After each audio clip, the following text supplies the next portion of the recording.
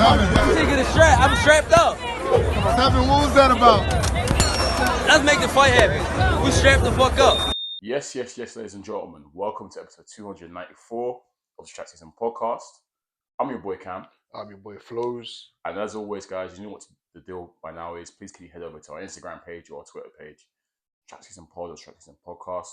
Link in the bio on both of those pages, and that'll take you to where we're situated at streaming-wise. So, if you like audio, the usual suspects are there, such as Spotify, Apple Podcasts, etc. And if you like the visuals, the YouTube channel link is also there. And we've got the TikTok page there, and so on and so forth. Appreciate you guys. I can see you guys are really engaging with us, and we're super appreciative of it. Just keep running it up for us. Simple. Keep engaging, and all that good stuff. But yeah, Flowz, as always, bank holiday weekend. Hope you've been good. Yeah, sun's shining. It's been a good weekend, boxing wise. It's actually been a very, very intriguing, entertaining weekend worth of boxing. So obviously we're going to be here to break everything down. I think it's only right, Flowz. We start from the fight that we attended. Yeah. We were dressed in black at the O2. Both of us were dressed in black, funnily enough, Flowz. Yeah. We were hoping to attend someone's funeral. We're hoping to attend, funeral occasion for us.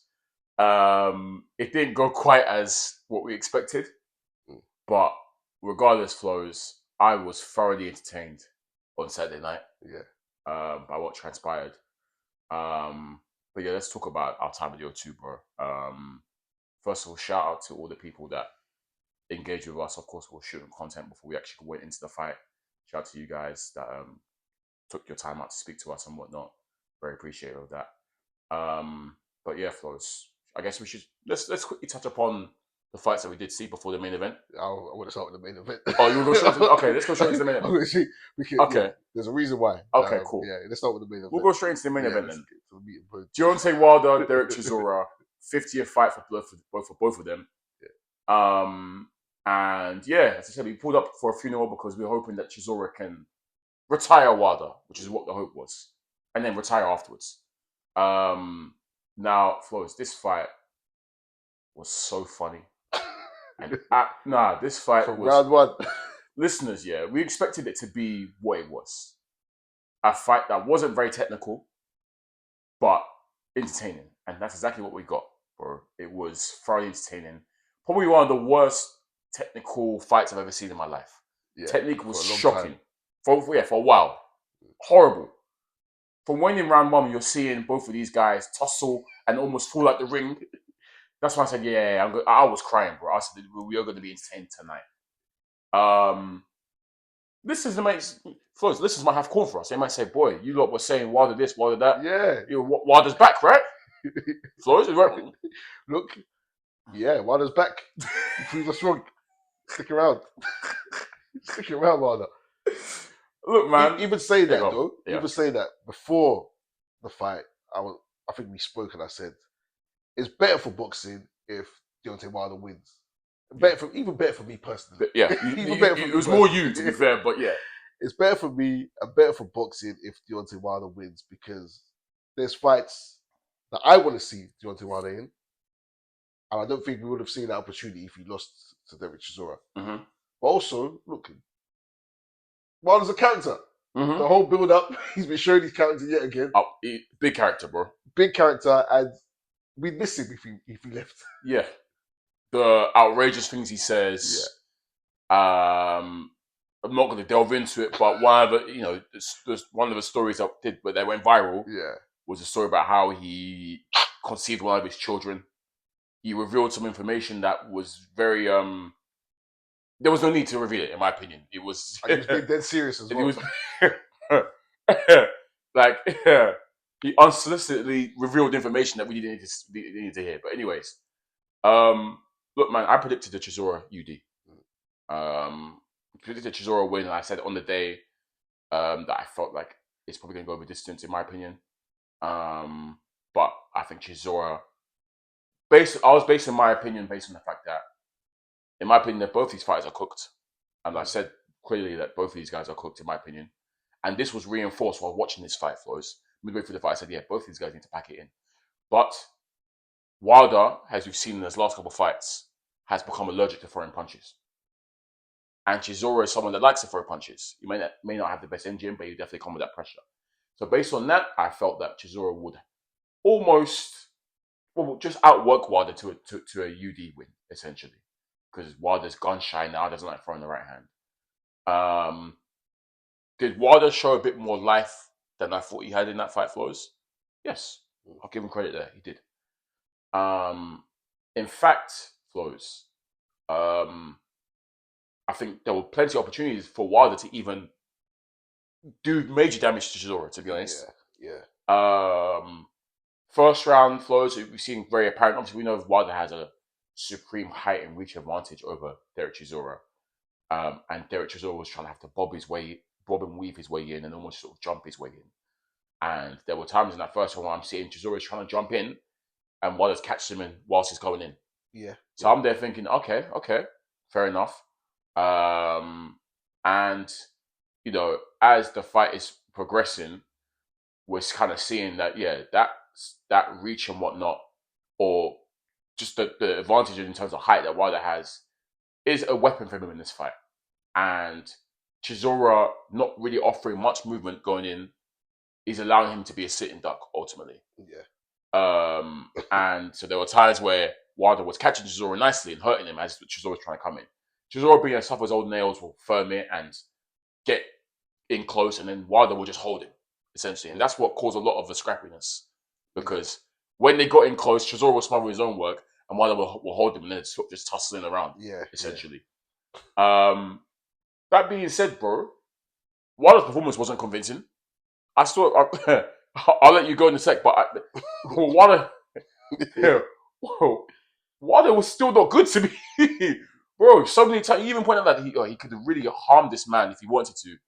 And to be fair, Wilder did claim that, you know, he was holding back on his punches. I don't know if you believe any of that, Flowz, or there were times when he knew he could have got him, but he stopped himself because he's friends with him and he wanted him to go home to his wife and kids, essentially.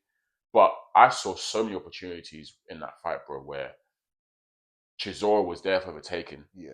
And Wilder didn't capitalize, and he didn't throw the right hand like I thought he should have. He threw the right hand more than he did in his previous fights. Yeah. But to me, he's still gun shy with that right hand. Yeah. Based on what I saw. I'm assuming you feel the same. Yeah, man. Look, like I said last episode, this is almost the perfect opponent for Wilder to get his confidence back. To get his confidence back and let his right hand go. Because the target's going to be there for him all night. Yep. And like we saw, the target was there for him all night. Yep. He's slow, come forward. He's not going to be boxing and moving. Mm-hmm. So, I thought, this is where Wilder sees confidence. And if he gets back to his prime or his best or close to it, or even just a bit of confidence back, then he should be able to detonate on Chisora. Look, Chisora done what he usually does. No secret. We know he gets tired pretty quickly, but he still lasts. Expert at surviving. Yeah. And you saw him doing wily tricks in there. Like sometimes he'll come forward, sometimes he'll back away, go to the corner, and do the Chisora shoulder roll. Yep. But he was going to the body a bit more than I thought he would. And I was surprised by that. I think we didn't see the overhand right until like the third or fourth round. Yeah. And as soon as he threw it, it cracked Wilder. Yep. So I was like, maybe that was his plan, that he'd invest low, maybe have him drop his guard. I think so, yeah. And crack him. But look, credit again to Wilder because he's super athletic, super strong. I know people try cooking for how skinny his leg is. The guy is very strong. Very strong. Very strong. Very strong. Crackhead strength. People, age-wise, he's old, but he doesn't. He's so strong. He's so young that you think it's deceiving almost. Yeah. It's deceiving how strong he is. And his chin. Yeah. Wilder's got a chin. A great like chin. Obviously, the last maybe couple of fights, his resistance looked short, but historically, and it showed in this fight as well, that Wilder's very hard to drop and knock down. Like he is. He can take punishment. He can take punishment really, really well. But the issue for me with Wilder is where it comes back to him being gun shy. Every time they clinch and reset, that's the perfect range for Wilder to operate. That mid-range has always been perfect for Wilder. The 1-2. The 1-2, let his hands go. And that was, at one point, that was the most devastating combination. It was in heavyweight boxing. Yeah. In boxing as a whole. The Wilder 1-2 was crazy. I know Brazil still has nightmares. Stavern has nightmares. So I kept saying that, and I'll be worried for Chisora that wow, if Wilder boom boom, yeah, it could be peak. Yeah, but that didn't really happen. Yeah, we're seeing different shots from Wilder. We're seeing him throw left hooks. We're seeing him try the uppercut. Yep, the uppercut was never fair play to him. Fair play. It wasn't really landing, but there was times where it was like whew, by a whistle. You know what I mean? I was liking the idea. And we've never seen Wilder do that really. No. Wilder's still Wilder, man. In terms of, obviously, we know he's never going to be a good boxer. He still throws unorthodox shots and whatnot.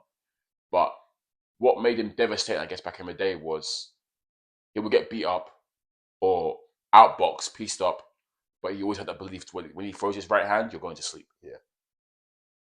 He lost that. Yeah. Completely lost it. And it made a crap boxer even crapper, ultimately, if we're keeping it a buck. But when Wilder has that belief in that right hand, and you saw small moments of it in the fight, it can be devastating. Especially as, again, a sitting target like Chisora, who's not going to offer much of a head movement coming in very, very, on the line. You know what I mean? So initially, like I said, he was catching Chisora coming in, and I did well for the first couple of rounds, despite the scrappiness. And listen, when I stress, this fight was scrappy as hell. Horrible fight. Horrible fight to watch, but also horrible. But also incredibly entertaining to watch. When Chisora first landed with the overhand, that buzzed Wilder and hurt him. Chisora then went for a period, couple of rounds where he was in the ascendancy just off work rate alone. Yeah. The shots weren't very clean. It was very scrappy. It was still rough and whatever. But just because he was out, Wilder wasn't really punching. Chisora was just outworking him. So he was banking rounds just off work rate alone. Because clean offense wasn't being landed from both fighters. But we've seen Wilder, I guess, get a second wind or so by the basis of, getting hurt. We've said before. Wilder, we've said before in this pod, even prior to this fight, but Wilder is probably at his most dangerous when he's hurt. Because he goes into an instinct where he just starts spamming with it. And then one connects, and now the opponent is hurt. So we've seen a rally almost where Chisora's hurt Wilder with the overhand. Chisora's now gone in for the kill. Wilder spammed his hands and then instantly turned the fight into his favor because Chisora's now backing up because he's been hurt. And then that's when we've seen Chisora do his usual, go into the corner and try and survive, try and soak up punishment, and then explode afterwards or whatever. So I think Wilder being hurt gave him some confidence again to throw the right hand a little bit and then try and time Chisora when he comes in, etc. So that helped him. That helped him in his favor. But ultimately, bro, both of these guys, man, I know they're saying Chisora is done. Do you truly believe that's it for Chisora? Yeah, I think it should be. I think it is, and I think it should be. Yeah. I think Wilder should retire too. Obviously, my co-host here is don't go anywhere. My co-host here is of the opposite opinion. Yep. But I think Wilder should go too because I watched that Wilder still. He went life and death for Chisora ultimately. Like he didn't separate himself from just like it was a close competitive fight. Wilder, I think, deserved the W. I wasn't really scoring, but them ones when the final bell's rung, it's like I have a feeling that Wilder did enough to get that W there, but it was close ultimately. And if you're going life and death with Chisora at this version of Chisora, boy, I'd like to say that maybe a younger Chisora could have done better against this Wilder, but also I think a prime Wilder would have murdered Chisora tonight, to be honest. I think this version of Chisora anyway. So, yeah, man, they're both over the hill in my opinion. So I think they should both call it a day. But I don't think Wilder will. We'll discuss later. But Flowz, there's so much to discuss, bro, because let's talk about the knockdowns. Yeah, I'm literally going to say this. I was literally about to say knockdown because I think officially there were 2 knockdowns or 3. No, it might have been 3. It might be 3. Yeah, I ain't sure. It's hard because I haven't checked the scorecards actually. Yeah, because essentially 2 of the knockdowns were in favor of Chisora. I mean, in favor of Wilder knocking down Chisora. Yeah. Both times Chisora fell out the ring. Yeah. And we were watching it live and we were like, was that a punch landed? We couldn't really tell. Yeah. I've seen a replay of one of them. And In fact, I've seen it. Yeah, I've seen a replay of the second one. I couldn't find a replay of the first one. I've seen that one. You've seen that one. Well, you're taking the first one. I don't think it was a knockdown. Yeah. I don't think the second one was a knockdown either, to be honest, bro. I think the first one, that's after Chisora hurt Wilder, and then Wilder exploded and hurt Chisora, had him backing up, had him in the corner, and then he's unloading, boom, boom, boom. And then he basically pushes Chisora at this point. Yeah. And Chisora falls out the ring, and then the count starts. It happened twice. Yes. In that corner, and once the ref said no, it's a push. Yeah. But the other one, he says, this start counting. This is a knockdown. Yeah. So I'm like, okay. While Chisora gets up, and then when's the next one? Next one's later on. Next one is, I think, maybe the 11th round or so. It's late. Yeah. 10th or 11th round. Similar thing. Like, Wilder's got him hurt. Chisora's backed up into the ropes kind of thing. Chisora's ducked and bobbed and weaved, and so to avoid. And it's almost as if Wilder's kind of gone like this a little bit, kind of, in a way. But, Chisora's head is kind of like, he's weaved, but then his head is kind of like gone through the ropes. Yeah. And I think Wilder's just applied a little push kind of thing, and Chisora's balance was off, and he fell through completely. So to me, they both weren't really. It was hard to see, but they both were knockdowns to me. I would not score those knockdowns. Yeah, they came for pushes in my eyes. And the first one actually got negated by Wilder getting a point deducted because after that round again, he's done the same thing, I think, and Chisora's kind of fell. And the referee has told Chisora to get up and then deducts the point of Wilder. Yeah. So that was a 9-9 round by default. And then later on in that round where the second knockdown happened, again, this is hard to see because, listeners, when I said this night was so entertaining, during this fight going on, there were fights breaking out in the crowd. And there was one right below us. Yeah. A fight right below us.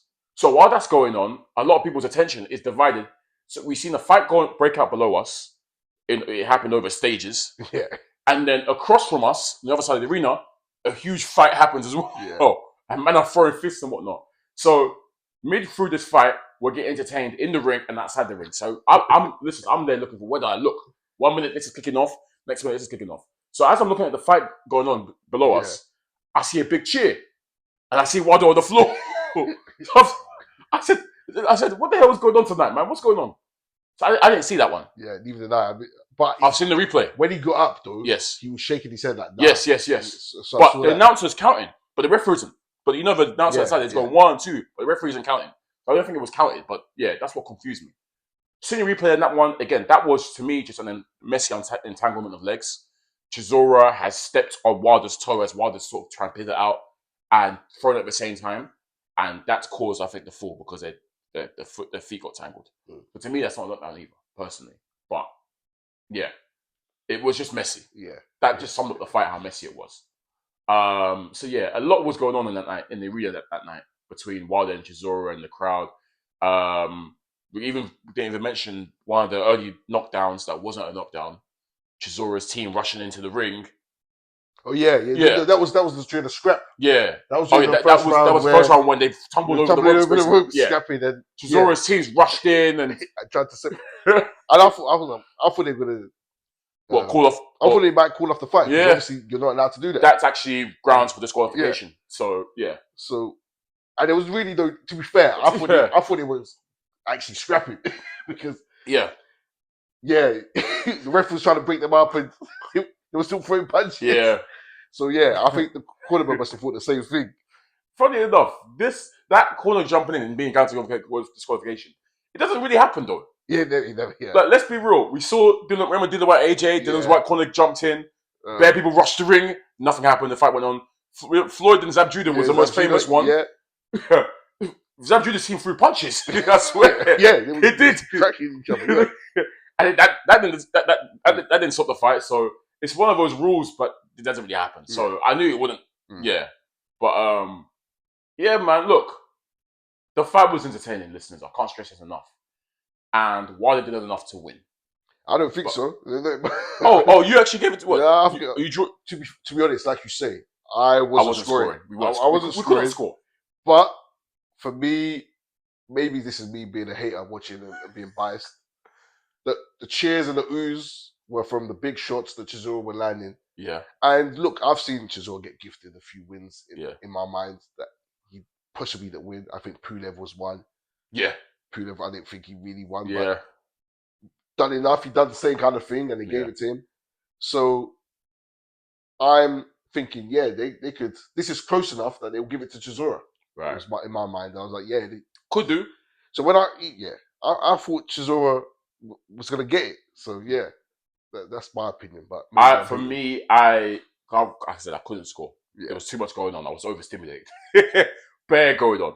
However, final bell was rung. I'm thinking to myself, I haven't really scored it, but just from what I've seen, I think Wilder's done enough here just to sneak it.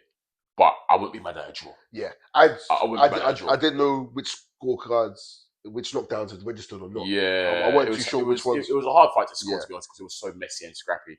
I think they both hurt each other similar amounts. They both had periods where they faced adversity and whatnot. I think Wilder started off quite well, had a good period starting off. Then Chisora middle period was him, and then Wilder sort of got his confidence back, and then was catching in the final couple of rounds were just a scrappy mess. But yeah, ultimately, look, Wilder got the W, SD, and I don't know, the Wilder stands can say, ha, told you so, told you so. If you want to claim that one, come. Yeah, claim it. Yeah, man. He beat a 42-year-old, one foot at the door Chisora. Life and death. Life and death with a Chisora, actually. With a retired Chisora. Yeah, 1 foot at the door, basically. So if that's what, for you, means Wilder is back, fair enough. I agree. He's back. I had some people say, yeah, man, put him in there with someone with the top 10, blah, blah. Hey, let's see it then. If he's back, if Wilder wants to stick around, beautiful. Put him up there with Usyk. Usyk, set up. Usyk. AJ, Itama. They walked out, obviously, he's looked at AJ and said, let's do this. I know you still want to see it. Absolutely. Absolutely. And in fact, if AJ Wilder gets made, it's in the UK floats, we're there. Yep. We have to be there. We have to. Yes, absolutely. We have to be there. Yeah. So, man, look, the Wilder fans are happy. We was with a Wilder fan. He was happy. Cool. He told us so. Well done. Wilder did that.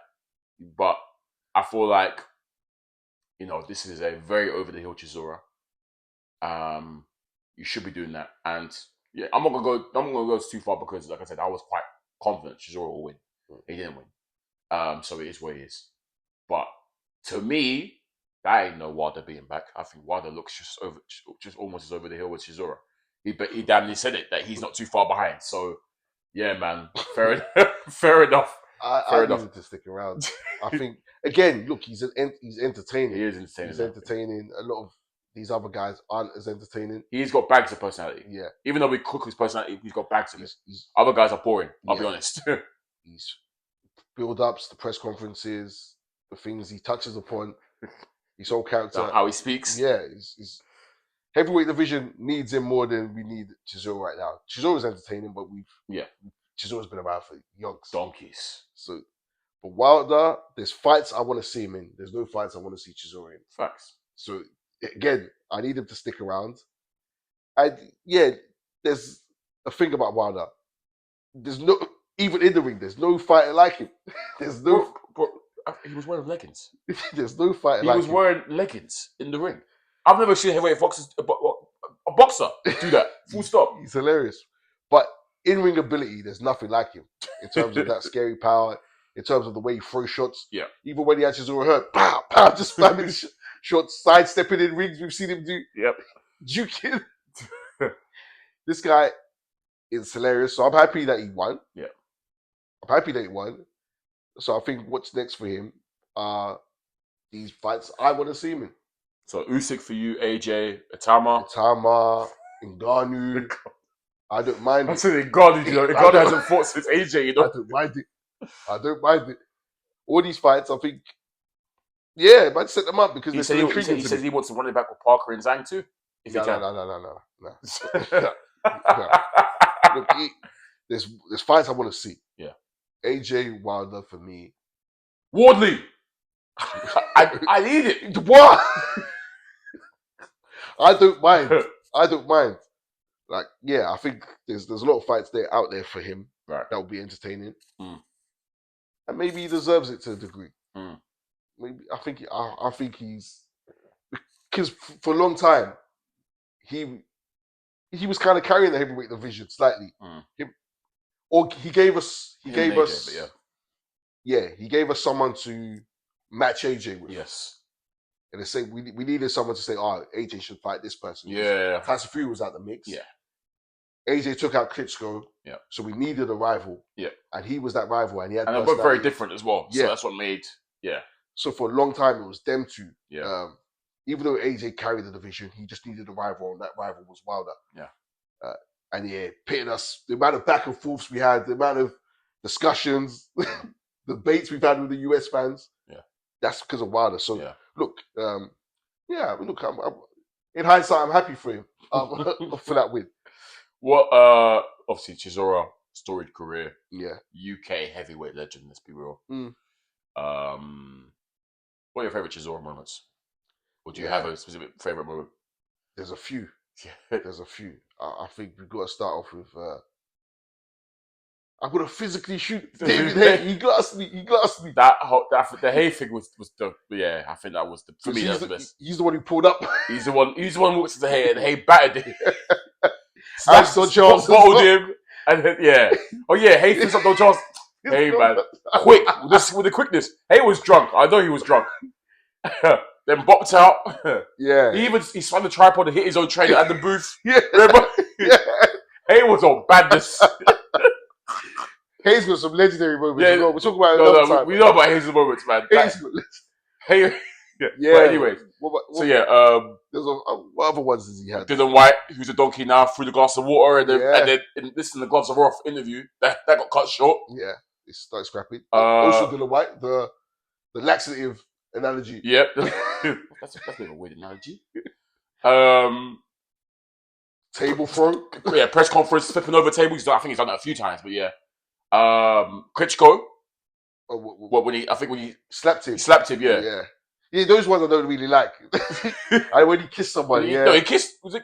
No, it was someone else. Someone else, but yeah. Those ones I ain't a fan of. But yeah, the Haye moment is the best moment.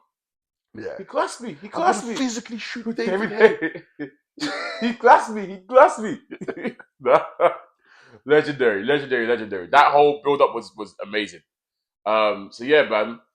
Look, never the best fighter, but like I said, you know what, cult favorite. In that sense, cult fans, everyone pulled up for him. You saw how big the arena was in favor of him. He will be missed because he spoke about characters. Chisora was a UK heavyweight character, maverick, whatever you want to call him. You know, big character, big personality, very unpredictable, and that's what made him. I think that's what he did him to. And very, a man of the people, humble in that sense. You see him bopping around by himself, kind of thing. I've seen him out a few times, bopping by himself. Sort of time. So shout out to Derek Chisora.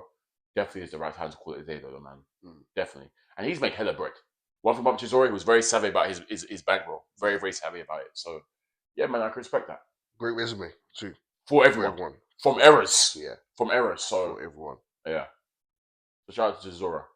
Flowz, let's quickly touch upon, it's worth mentioning some of the people we saw on the undercard. We actually saw two fights on the undercard. Denzel Bentley versus Savera, I think his name is. Yes. Eddie Savera, I think. Guy from Venezuela. Good win for Denzel Bentley here, Flowz, because that Savera guy he looked decent. Yeah. Was applying pressure, had Denzel on the back foot. I don't think Denzel liked the pressure too tough. So I was saying whilst we were there, saying to myself, like, Denzel's got to hit this guy with something that's going to keep him off it, because this guy can come all night, and I think we've seen Denzel sometimes not take too well to pressure. But Denzel, he does it sometimes, but he's able to pull out the bag. He pulled out a good shot that hurt my man, and then he went and just attacked him, really. And even though Savera didn't go down, he was taking a lot of fire and not really firing back. And the referee jumped in and stopped it, which I felt was fine. Do you agree with the stoppage as well? Yeah, I agree with the stoppage because it was prolonged beating. Prolonged punishment. Yeah. And some of the shots were starting to land pretty cleanly. Yeah. So, and I said, when you see a fighter's head go like this a couple times, referee's going to look to stop it regardless. So yeah, and I think it went on for like half the ring. Yeah, it went around the ring and it was happening. Yeah. So I was like, in fact, the referee maybe could have jumped in earlier. Some people were saying, around us were saying they should have stopped it earlier, but ultimately, Yeah, but look, this guy was impressive. I So thought. he looked good. Never seen him, never heard of him, but he was. He lost once prior, so he's He was game. He was having a lot of success. I won't even say some success. He was having a lot of success. Yeah, it was a good fight. And I think now that puts Denzel in position to maybe. I think that was an interim belt or something, so he might be at some point challenging or whatnot. So fair play to Denzel. Vidal Riley Flowz. We've got to talk about co-main against Mateus Masternak, as you know, very old school guy. We saw him fight Bellew way back in the day. This is for the European Championship that Masternak held. I expected Vidal to cook him, to be honest. Yeah. He did. Won every single round at a canter, to be honest. However, Flowz, I know that you, not just I guess you, but I guess the arena as well, and the people that we were with, for example, Flowz, given that he won every single round at a canter. Overall, though, what are your thoughts on the performance? I know you're gonna bring back what you said previously. Yeah, it's not so much for me. Okay. It's just in terms of when you're in an arena, when people are watching at home. Yeah. People want to be entertained. Yes. Not everyone appreciates the pure art of boxing or the sweet science. Yeah, the sweet science and domination in that fashion. Yeah. But like I said previously, was it last episode? I think last episode or 2 episodes ago, yeah. Yeah, at this level where, let's say casuals, mainly casuals who won't be familiar with Masternak to a degree, where they're seeing you outskill an opponent clearly, but you're not hurting them, you're not dropping them, you're not getting them out of there. Yeah. They start to lose interest. It becomes boring. Yeah. Because there's no competition in that ring. Mm-hmm.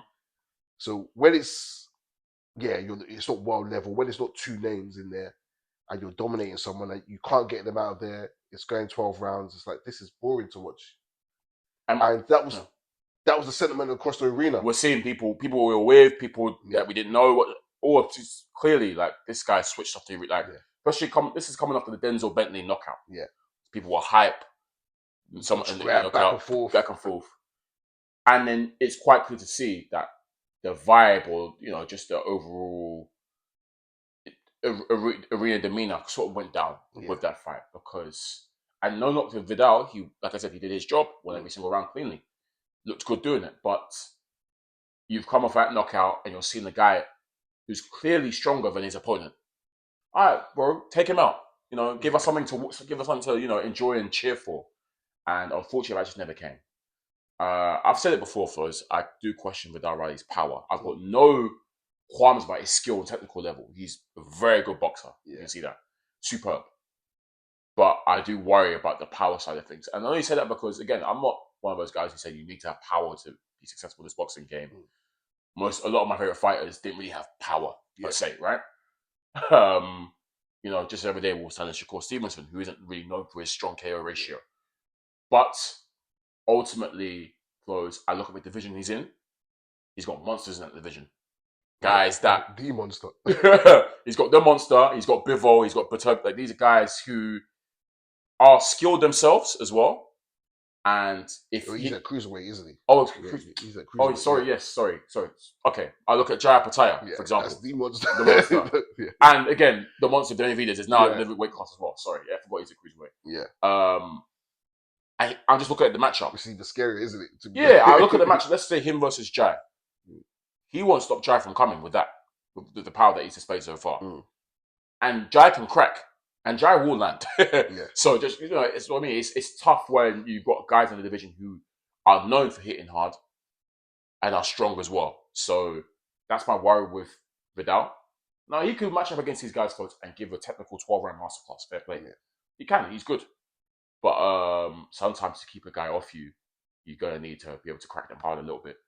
And I worry that, I felt like someone like Masternak was there for the taking, for him to get rid of, and he wasn't able to do so. I'd like to see how that translates when he faces someone of a higher level. Yeah, and that's kind of the issue. Masternak was never hurting there. Never deterred, kept coming forward. Yeah, Vidal was cracking him, hitting him clean. Yeah. But Masternak, there wasn't. I even said to you, usually you could fluke a TKO by just unloading on someone after you crack them once, unloading them. But Masternak weren't going for that. Yeah. He couldn't even get that because Masternak was constantly throwing. Yeah. Even when he gets backed up and hit clean, he'd still throw. He'd still be alive in there. Yeah. So, like you say, the power possibly isn't there. Like Yeah. we've seen it enough times. Yeah. Where he dominates a fight, but you can't get the opponent out of there. Yeah. And yeah, look, while we can appreciate the skill, Yeah. and to be fair, maybe he's gonna have to move up in levels where people will start to appreciate the skill a bit more. But against fighters that people don't really know, people just gonna be like, this guy's boring. Yeah.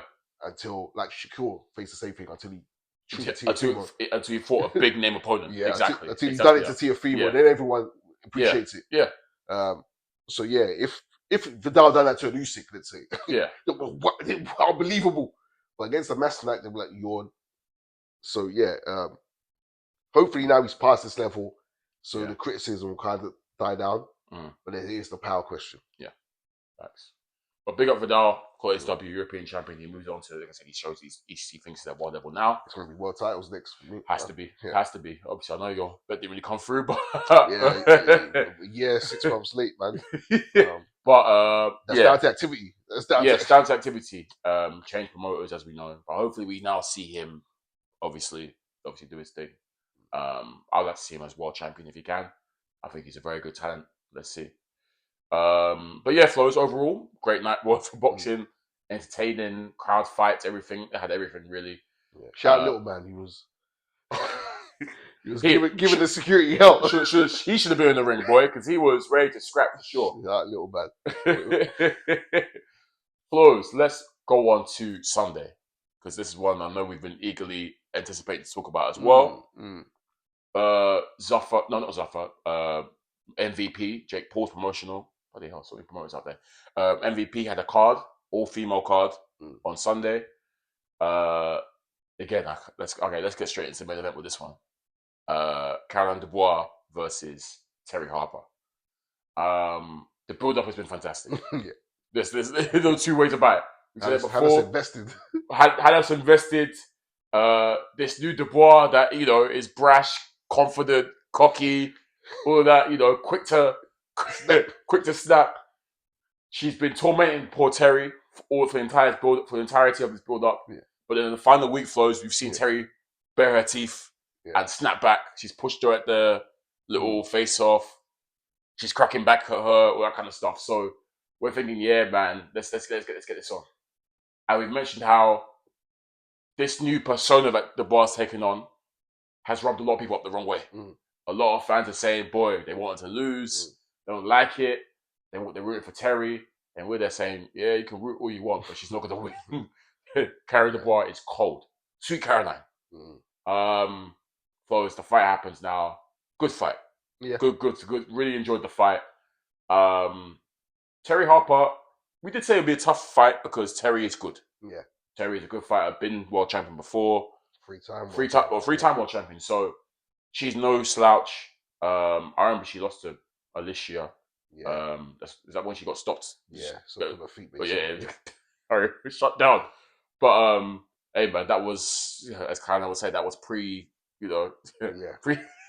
But anyways, but yeah, we knew Terry would be good, and I think the first 3 rounds, her range, I think, and her movement was actually getting the better of Caroline. I think Caroline was struggling to deal with the range. Terry's slightly taller, longer reach. So I think she was struggling to get inside her. But Caroline, what I like about Caroline is she's someone that she can go up levels and go up gears, from what I've seen before. And she started to turn up herself, Flowz. And I think just really, really trouble Terry with her speed. She started to use her speed and timing to a great effect in order to sort of step in, fire off some combos, and get out there quite quickly a couple times. And that sharpness in her work, I think, started to wear Terry down ultimately, Flowz. And I felt that, maybe the first couple of rounds I'm giving to Terry, I'm thinking, okay, Terry's doing a good job here. But Caroline sort of woke up and then from the middle portion started to take the fight away from Terry. But yes, up until the knockdown, I think at the time of the knockdown, I had Caroline in the ascendancy. Yeah. I had her, putting rounds together. So the knockdown came at the opportune time where it was a point of Caroline was starting to look really, really menacing and really, really mean and sharp with her work. And like I said, Flowz, the speed. I think the speed was killing Terry.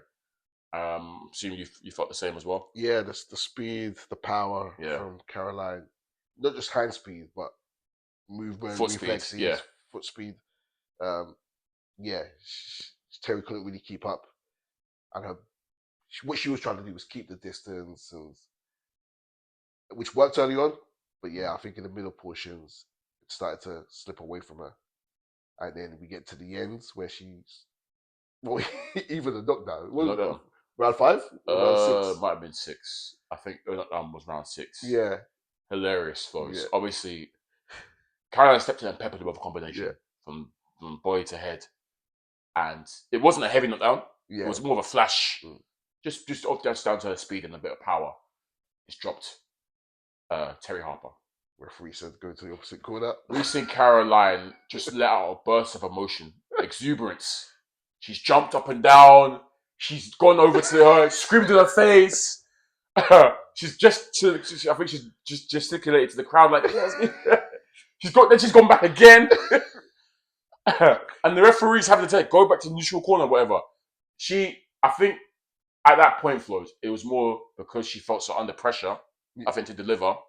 Maybe she noticed that she lost a few rounds, so she really needed that, I think. Yeah. Or for her, I don't think she needed it, but for her, it's like, finally, like, I've put it together. A little pent-up frustration. Bare frustration. Because Terry was boxing a decent game plan. Yeah. I think frustrating her a lot because Terry wasn't really trying to engage. She was trying to circle on the outside. So, yeah, that's happened now, Flowz. I was crying because the referees even had to, the next round, told Terry to go there and brought Caroline to the centre room and told her off. Said, look. And Caroline was arguing. Caroline responded still.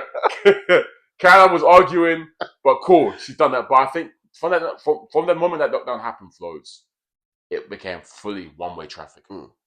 Caroline got into that flow state, as you like to talk about, where she was boxing this girl's head off, peppering her with shots, stepping out of there, bobbing and weaving, sort of, shoulder roll, all that kind of stuff. She was doing some great stuff in there. And I think that's when the levels were really shown. Harper did have a little bit of a rally, I think. I think Caroline then got a bit sloppy towards the end. Kind of changed the game plan. Yeah, and it worked. Yeah. She kind of dragged Caroline into like a little scrap towards the end. But I think by then, obviously, it was too little too late, ultimately. And boy, Flowz, saw Caroline get a W, as we knew she would. Deserved. Yeah. Impressive, good win for Caroline. Yeah. I think Terry, I liked the movement, but I didn't think the jab was assertive enough. Yeah. It was more like sticking out there to keep range. I don't think she wasn't jabbing Caroline's head back enough to deter her. Yeah. And the tactic that she took on in like the 9th and 10th round, she should have put that way earlier. Too little, too late, like I said. Way earlier. Maybe after the knockdown. Yeah. Because, I don't think we've seen Caroline have to deal with someone who's swarming her and when you're the less skilled fighter, that's what you should do. Yeah, we've said it before, go to. But look, good fight. Caroline's she's quick to address the haters. Yeah, even afterwards, like you're thinking, obviously we know there's respect there, but she's still, even in a post-ring interview, she's still crashing it at Terry. And the fans. Yeah. Yeah, she's Flowz, the heel. I'm here for it, man. Yeah, man. Let them be the heel. Let Caroline be the. I love it. And we saw obviously Big Sis was in the crowd, came into the ring. Her little mentor now, Big Sis, aka Clarissa Shields, was there, giving her all the praise, happy for her. Flowz, we have to talk about it, man. Like when we say proxy war, forget USA and Russia or USA and China, bro. The best proxy war in the world right now, listeners, I'm telling you, is Clarissa Shields versus Alicia Baumgardner. That is the greatest proxy war going on right now. One of the best storylines I've ever seen. Hilarious. One of the best arcs I've ever seen. Because all month, longer than that, man. Longer than that. Because Clarissa Shields and Alicia Baumgardner don't like each other, they hate each other. And they're never going to fight, ultimately. And listeners, remember, these two were brethren at one point. They were close. They were locked in. But now they hate each other. Yeah. And unfortunately, they're never going to fight. They're just too far apart in weight. However, Clarissa Shield, we cooked it. We said, yo, we cooked it for time. Yeah. Clarissa Shield keeps bringing up Caroline Dubois. And around this time, Caroline was calling out Alicia Baumgardner. And then from then, Clarissa Shield's always with that Caroline. They've become best friends now, allegedly. And we said she's only doing this to spite Alicia. Yeah. She's going to try and use Caroline as fuel to get her to fight Alicia and beat Alicia. Because she knows she can't. And she wants to, but she can't. Mm. So all while this is going on, Alicia's always replied to Caroline, basically, you're a little pup. Yeah. You need to get your name up, get your weight up before you try and chat to me, blah, blah, blah, blah. And then whilst this fight's been the build up between Terry Harper and Caroline's been going on, listeners, we're seeing, I've never seen Alicia Baumgardner interact with Terry Harper ever in my life. Suddenly, they're best friends. She's bringing up Terry, supporting her, this, that. I'm seeing a video of her watching the fight and she's going, yep, another round in the back for Terry. Go, Terry. I beat her ass, Terry. So, it literally is a proxy war between these two women and they're using their proxies to try to fight each other. But ultimately, Caroline won like we knew we would. And I'm sorry, AB, we love you on this pod, but we need to see that fight. I need Caroline Dubois versus Alicia Baumgardner. I need it today. I need it now. Because even after the fight, you see Caroline's comments. Yeah, Alicia. I saw the comments. I saw AB like laughing off that saying, "Oh yeah, we did." Well, we tweeted people that said, "Oh yeah, she didn't need no judges." Yep, she didn't need no judges. She tried to say she went live for death. She went live for death. Live for death, but mind you, the scorecards were wide. Yeah, the scorecards were wide. Yes, she went live for death with Terry Harper. Yeah, look, I'm invested now, especially with Caroline's new character. And I mean, last week I said she's been rubbing a lot of people the wrong way. Yeah, there is a nasty side to the people who are talking about Caroline. Yeah, there is that. We won't delve into it, but there is that. There's the type of people out there. Yeah. But look, I like the energy, man. We need this storyline has been beautiful for me as a fan because we've got Clarissa, Caroline, AB on the other side. Look, man. Look, man. Set up, man. The presser between Caroline Dubois and Alicia Baumgardner will be fireworks guaranteed. Because Clarissa will be there. I'm just going to say, in the crowd, shout, and she's loud. Yep. Will be Clarissa Shields. Mm. And I know when Alicia sees Clarissa, she'll switch. Yep. And then Caroline, who now just, snaps as well. And Alicia has always been snappy. Yeah. So it's just, it's a recipe. It's a recipe for not disaster, but just like explosion, basically. Yeah. I need it to happen now. Yeah. I need to happen to Jake Paul. Please, they're both on MVP. Set this up, man. Caroline was very quick to say, Alicia's a flipping drugs cheat. Yeah. Pre her results, before post popping dirty or whatever. She don't stop no one no more. Before that, she was something. She was on drugs when she fought Harper. I think it was like, damn, she's going in. Yeah, she was talking too smoky. Very smoky, bro. But look, don't come from AB like that. She bust case. And the timeline's a bit funny because people are like, oh yeah, AB wasn't a knockout artist. Yeah, she wasn't. She wasn't a knockout artist. Then she had a little bit of a streak. She stopped Terry Harper. Yeah. Didn't stop anyone for ages. Yeah. Then she failed the drugs test. Yeah. 2 fights ago that was. Yeah. She had about 4 fights since Terry Harper. Yeah. She didn't stop anyone. And then, again, to clarify, because we defended AB, and we're going to still defend AB with that the face of boxing. She failed the drugs test. Yeah. Or it came back, whatever. Yeah. Adverse but then findings. the 2 drugs tests around that were clean. Yeah. The B samples came back clean, Yeah. so they cleared out or whatever. So, take that off the face's name, man. Anyway, set up. She's also, I think Caroline's also mentioned stuff about how look at her physique. She was way more muscular there. They ran to that one. She basically looks the same. Just the same. She's always been quite muscular. Yeah, man. Anyways, Caroline Dubois, Alicia Baumgardner. I thought Alicia don't really want it, but yeah. Well, Caroline's heavy. It's like the weight above. Yes. There's also talks about Katie Taylor, Caroline. Yep. There's also talks about Katie Taylor this year as well. So yeah. Look, it's all thriving. But Alicia and Caroline's the one we need to see big time, man. Yeah, big time. They're both cold boxers as well. They're both really good boxers. So yeah, man. But shout out to Caroline, man. I'm loving the new persona. You believe it too? You believe this is a real hill? Because some people are saying this is like Daniel's one. Yeah. You don't believe. Yeah. Do you believe Caroline's one? It's a lot more believable. Yeah, obviously, I a lot believe more believable. Look, I believe it. Yeah. Yeah. I just think, like I said, I just think that she's got in touch with Clarissa, and Yeah. she sees her as big sis, kind of like AB saw, as in Brona, saw Floyd as big bro, and tried to adopt some of the things he did, literally by the book. You know.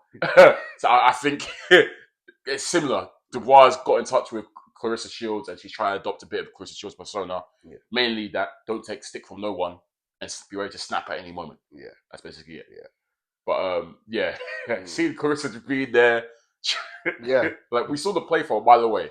I said she obviously do this to spite Alicia, and the proxy war continues. But hopefully we get to see, in some regard, Caroline versus AB, because unfortunately we won't get AB Clarissa, unfortunately. So that is what it is.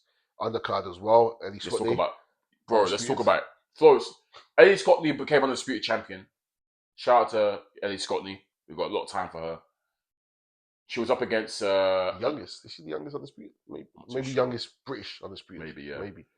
Up against I forgot the girl's name. Game of R, Mexican fighter. Yeah. Probably the most Mexican looking, and even the style was it was incredible. Flowz, do you think Ellie Scottney won that fight? I was worried. I'll be so real. Be honest. Do you think she won that fight? I was worried. I don't know. I want to say yes. I wasn't scoring. Okay. I wasn't scoring properly. It was an absolute war, by the way. It was a war. Well, definitely fighting your candidates already. Brilliant fight. So that Mexican woman, wow. I need to watch it back and score it properly, but I was worried. I need to watch it again. I haven't finished. I haven't watched all of it. Yeah. I've watched some of it. But from what I was seeing, dog, because I'm pretty sure one of the scorecards was crazy. Yeah. It gave Ellie Scottney every single round. Yeah. I'm just going to say that is the most fraudulent scorecard I've seen in my life. Yeah. That Mexican woman won rounds. Yeah. A lot. And she was putting them hands on Ellie's bro. She didn't stop. Like, if you want to see definition of Mexican, I was laughing because, like, this is as Mexican style as you can believe, as you can see. Constantly bouncing, applying pressure, didn't stop throwing punches. Yep. There was one round where she ducked and weaved the attack. She put her hands up and said, and she started cracking her again. I said, this woman is a G. Yeah. Bro, I ain't gonna lie. For what I could see, I'm there thinking, did Ellie really win this fight? Because I know Ellie was picking some great shots as this girl was coming in, doing good counter shots. She had to work. But this Mexican woman was touching her all night. To the banging to the body, everything. And was undeterred. No matter what Ellie Scottney threw at her, she kept coming forward. True Mexican style, bro. And that scorecard pissed me off. The one that gave her 10-0. Yeah. That's when I said to myself, okay, I need to watch this fight in full properly because I smell a robbery here. I'll be so real. Yeah. I tried to pre-warn what people say, but it was a lot of congratulations for Ellie. Some people like Ellie didn't win that. Yep. I need to watch it back. I thought they might... From what I was seeing, I thought they might give it a draw. That's what I said. I asked you because I know you took it in the full. I thought they might give it a draw. I thought, because it's at home, I thought they might give it to Ellie, but I was worried because it wasn't clean cut. It wasn't clean cut. It was a good fight, great fight. Could have gone either way. Yeah. Almost. I probably, again, maybe biased again, edge it to Ellie. Yeah, fair there. I could be, but I just, concerned. That 10-0 made me think, yo, I think something dodgy might have gone on here. Because from what I could see, I joined from, I can't remember around I joined from, but maybe from like the midpoint or whatever. So I said, I've given rounds to this Mexican lady already. That last round was fantastic. Yeah. That last round was a cracker. Yeah. But yeah, shout out to Ellie Scottney, man. Yeah, undisputed. I can't take that away from her, but I need to taking this fight in full for sure. Yeah. Good win for Chantal Cameron as well. Yeah. She became a 2-weight champion now. And we saw the face up in the middle of the ring. She's due to face Michaela Mayer, it looks like. Yeah. Next up, which is a tough fight for her, but good fight. Both very good fight. I rate Chantal. I think Chantal's really good. Yeah. But we rate Michaela very highly as well. So, yeah, that's a very good fight. There is as well, obviously, the lower price card happened on the Saturday. Yes. Oh, yes. So, yeah, we saw... I don't know why this has come from, by the way, but yeah, she saw Pricey squaring up to Clarissa Shields. Where's that fight come from? Clarissa Shields moving down, but I don't know, moving that... Because lower price is like below Chantal Cameron's. Yeah. Michaela Mayer. Yeah. Because Clarissa was teasing fighting Michaela Mayer. Yeah. I think Lauren Price was looking at fighting Michaela Mayer as well. So, yeah, I don't know what's going on here, but yeah, Clarissa don't lose to anyone. She moved down to 160. Yeah, she's gonna. It's probably gonna be a 10-0. No offense for Lauren Price. Is good. She is good. She's really good. Very good. Very, very good. The way she handled Tasha was amazing. Clarissa's it's levels though. Yeah, it's levels. Clarissa ain't losing to anyone. Clarissa ain't losing to anyone. Great look for Lauren if she gets that fight, but it's come out of nowhere. I didn't expect to see it. Obviously, I say that clip, that screenshot of a guy saying, "Oh, so she's actually can move down to 160 to fight, also 154 or whatever to fight Lauren, but she can't move down to fight AB." Maybe he's like at 130 or at 135 or whatever. And obviously, her reply was, I've got someone down there who can beat her," and then he's Caroline Dubois. Proxy war. Oh my gosh. Okay. Flowz, also one more card that was on the weekend we can touch upon quickly, very briefly. The Tim Tszyu. Oh yeah. Tim Tszyu fought in Australia against a guy called Nurja, undefeated Albanian fighter. Tim Tszyu was comfortable. I say was comfortable. He got the W. Flowz. UD won most of the judges' scorecards, but from what I could see, Flowz, it was quite funny because he received a really bad cut in the third round, Tim, and the difference, the moment that's cut came, Flowz, he activated. Because I know he got flashbacks of the Fedora fight and PTSD. So the moment this cut happened, he went crazy and then just started beating this guy up, basically. Sailed, I guess, to a UD win. So that means I think the Spence fight is going to happen later on this year. I didn't know his nickname was the Phoenix. I think he's got a new nickname. It's now the Phoenix. I don't know if it was. I don't know what it was before, but maybe that might be symbolic of him just trying to rise from, obviously, what's happened to him. This Nurja guy did catch him a couple of times though, Flowz, and Tim's. Yeah, I just don't. Unfortunately, I just don't think it's gonna happen again for Tszyu, man.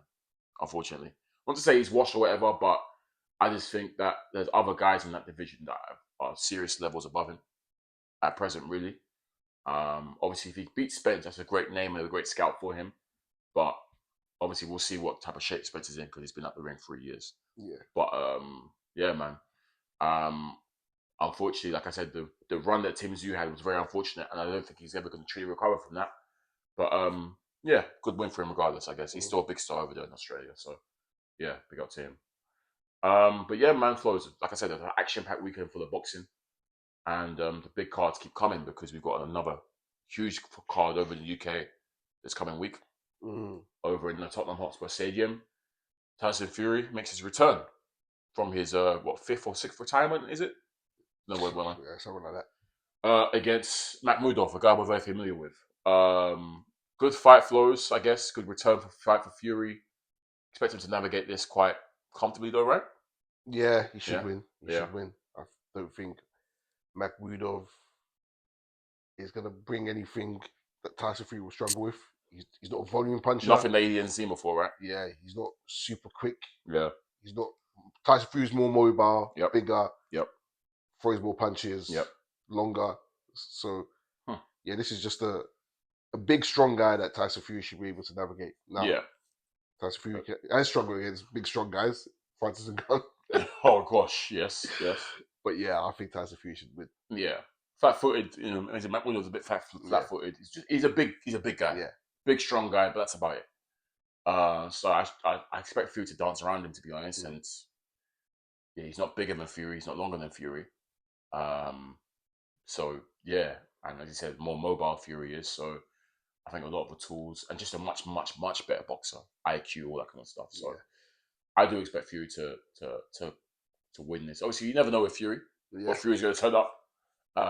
But with a lot of rumors of an AJ fight potentially happening this year, if they both come through their fights, who knows, man? Who knows? But yeah, expect Fury to win. Undercard is interesting though, Flowz. We got to touch upon it. Your boy Conor Ben makes his return. This is actually at a catch weight, It's not at 147. Yeah, it's a 144. It's a 150. Something like that. Yeah. Catch weight against Regis Prograis. Obviously, we've said Regis Prograis. A very, very decorated champ. 1 point, one of the best at 140. has seen better days. But this is the first fight with the only fight that I think with Zucker, the £15 million fight or whatever it is. There's been rumors, Flowz, that Prograis is actually carrying an injury going into this fight. We initially saw this when I think one of the boxing Twitter accounts actually reported that the fight was cancelled. Yeah. Prograis was quick to deny it and whatnot, and so was the ring and whatnot. But now we've seen interviews from Eddie Hearn say that he's had it on good authority that Prograis is carrying an injury. He's not 100%, and he's obviously doing this for the payday. But it's not going to be a fight that wasn't probably going to be as competitive as it was. It's probably going to be even less competitive due to this injury. Have you said what the injury is? No, not well. Yeah, I haven't seen it. I've not seen it either. I haven't seen it either. But yeah, any thoughts on that particular, Flowz, or is the way it is? Not really. Look, we spoke about this fight before. It's not a good fight. Yeah, and it's even worse now. Yes. The catch weight. Is it 150 something? I think it might be 150. Yeah, 150 something. Yeah. It's a weird catch weight, but it's a weird catch weight. Yeah, because we thought it was a 150-47. It's not. Yeah. Made worse by finding that out. And this aspect of Regis being injured. Look, I understand a lot of fighters never come into the ring 100%. Yeah. But this seems to be a particular bad injury. But it can't be bad enough. If not, the governing bodies will put a stop to it. Yeah. So it was something that they might, I don't know. They'll get around. Basically, fighters come into fights injured all the time. Yeah. And they never really look good. Yeah. Basically, I mean, look at David Hay against Belly. Khan. Ultimately, there's a potential here, listeners, that Regis is going to be extremely uncompetitive, maybe based on his injury or whatever, or purely because he's here for the payday. We don't know the nature of his injury, if it's true, or if Hearn is hating, who knows. But yeah, it does put like a bit of a dampener on a fight, as you said, that wasn't already fireworks to us. If that makes sense. So yeah, expected Conor Ben to win anyways, but I think he's going to win even more. So the pressure's even higher now. Yeah, to look good. If he struggles against injured over the hill or smaller man Regis, got to stop him. Yeah, and now it's got to be early.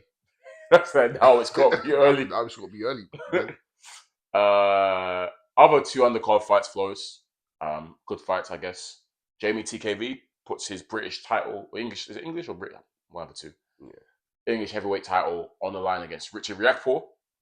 TKV is a good boxer, man. He's a good boxer. He's shown that he can box quite well. Gave Adelaide hell, beat Clark. So yeah, and obviously we know what Riakporhe brings. We'll see how he navigates. Do you have a winner for that one, Flowz? It's tricky. Yeah. I would lean towards Jamie. Yeah, same. I lean towards Jamie. Yeah, just be the better boxer, right? Yeah. But Riakporhe, again, we talk about people with power. Yeah. Crazy power. Yeah.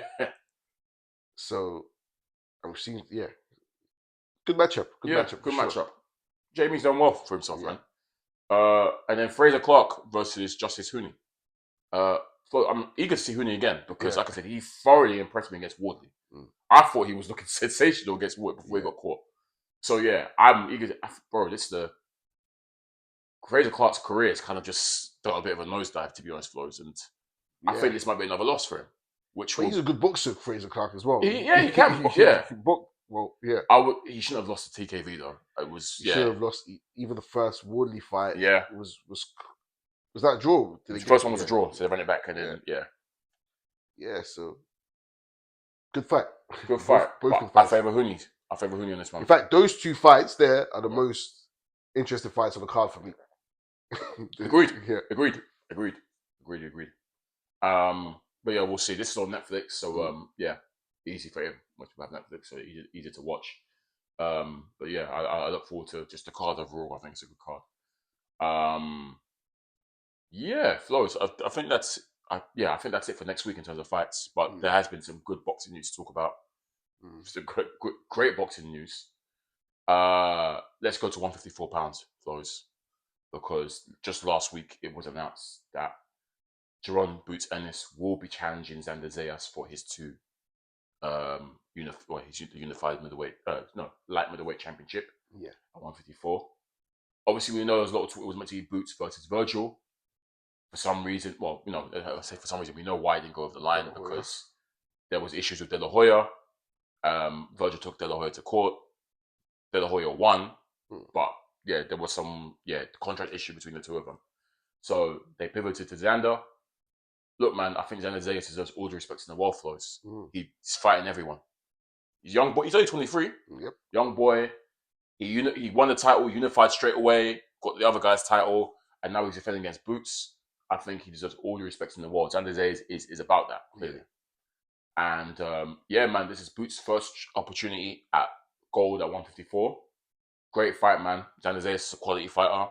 We know, listeners, you know what we feel about Boots. This is a great fight to me, bro. Yeah, very good fight. Very good fight. And like you say, credit to Xander because, easy to try and duck. And no easy touches. Yeah, just step in there with Boots. Yeah, he's not playing games. So credit to Xander. Great fight. Yeah, we'll be there, man. Yeah, man. Very, very excited for that one. And then whilst they fight, the other guys can do what they need to do. But yeah, shout out to Boots, shout out to Xander. Anything else? What's it? Bivol's fight. Yes. Announced. Efrit, is that the guy he's fighting? Because let me see his name. That's been announced. Michael Eifert. Okay. I'm not familiar with it. Yeah, I'm not familiar with him. This is Bivol post surgery, obviously, so his first fight since the Beterbiev win. Okay. Previous record. Yikes, I see inactive there. He's got one loss. Okay. He's already fought Pascal. Okay. 12-round win over Pascal in 2003. Nice. This guy hasn't been active. He didn't fight last year. Okay, damn. So it's a simple comeback fight for Bivol, basically, post surgery. That's what it seems like. 13 wins, 5 KOs, 1 loss. Yeah. It's just a quick comeback fight, I guess. Just for him to get back in the swing of things, knock off some ring rust. We haven't seen Bivol for a year, right? Or was it 2 years now? 2 years as well. Yeah. No, yeah. He fought Beterbiev last year. Okay, cool. Yeah. Yeah. Oh, yeah, because it was in February, wasn't it? Yeah, I remember. Yeah. Okay.